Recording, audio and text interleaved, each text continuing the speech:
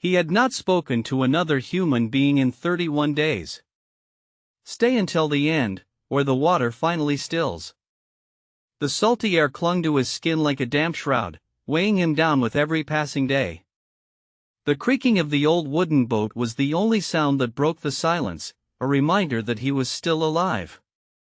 As he scanned the horizon, the endless blue waters seemed to stretch out before him like an abyss, a void that threatened to consume him whole. What happened next changed everything he thought he knew about himself. The sun beat down on him, relentless in its ferocity, draining the life from his parched skin.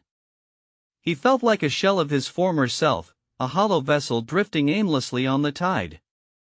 The fisherman's eyes, once bright and full of hope, had grown dull and lifeless, sunken into his skull like two empty wells.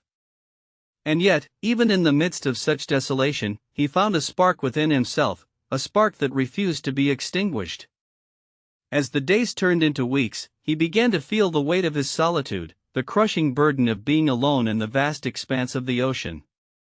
The silence that followed was unlike any he had ever heard, a silence that was both deafening and profound. It was as if the universe itself was holding its breath, waiting to see if he would emerge from this trial by fire. He thought back to the day he set out to sea, full of optimism and anticipation, eager to catch the big haul that would change his fortune. But the sea had other plans, plans that involved testing his mettle, pushing him to the limits of human endurance. The storm that had blown in on the 10th day had been the turning point, a maelstrom of wind and water that had threatened to capsize his boat and send him to a watery grave. But he had ridden out the tempest, clinging to the wreckage of his boat like a limpet on a rock. What he discovered out there is something most people spend a lifetime avoiding. The darkness that descended with the night was absolute, a palpable presence that wrapped itself around him like a shroud.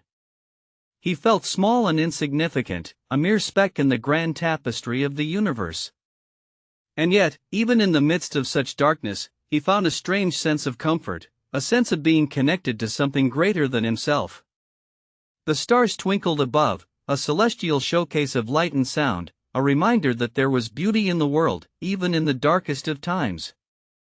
As the days turned into weeks, he began to feel a sense of detachment, a sense of being disconnected from the world he once knew.